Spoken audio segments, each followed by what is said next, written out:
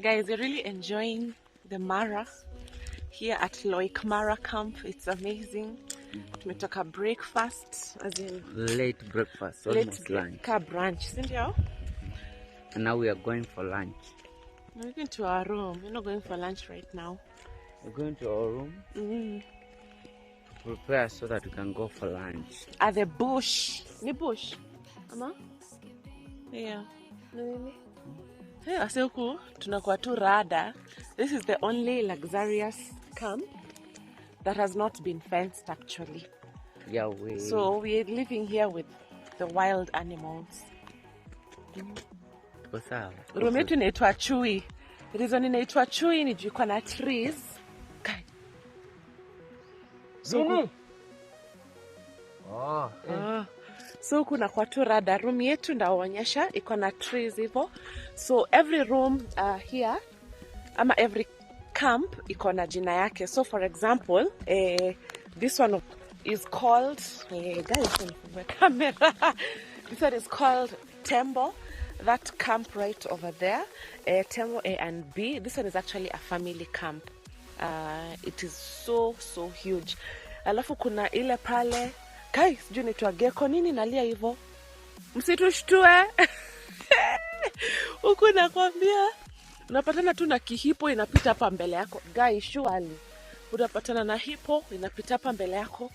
Unapatana na gecko, unapatana sijui na nini, like it's super amazing. I've never like had such an experience. Honey pie. So, guys, this is called gecko. This one over here in room ya Steve. Camp ya Steve hapo. Alafu juma gecko zinapendanga kukaa hapo, as in this place. Alafu kuna kiboko. Kiboko babe ni hipo ama ni? Kiboko ni? Hipo. Yeah, hippos. Those they love staying at the other side of that. Yeah, kibokos love staying there. And then guys, Chui. Chui is our room. So tuendeni niwaonyeshe vile iko ndio nikwambie kwa nini inaitwa Chui. Oh my gosh, I just love this place. So let's go guys. Ebu angalieni hizo trees vile zime overlap each other. So let's get to our room and then I'll give you an explanation. So guys, this is our tent. It's called Chui, and the reason it's called Chui is because you see this place is surrounded by these trees, as you can see, and apparently leopards like to camp on these trees. Actually kuna hii zalalanga hapo juu na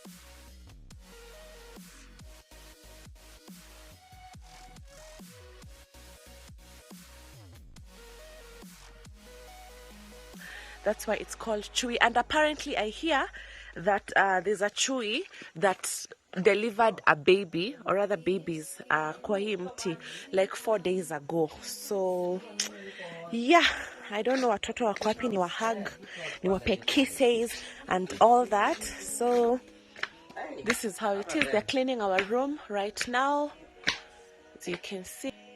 Mimi naongea tu huku naona ni kama kuna kachui tu kananichungulia mahali imecamouflage. But anyway guys, we're having a time of our lives here at the MARUA. So if you want to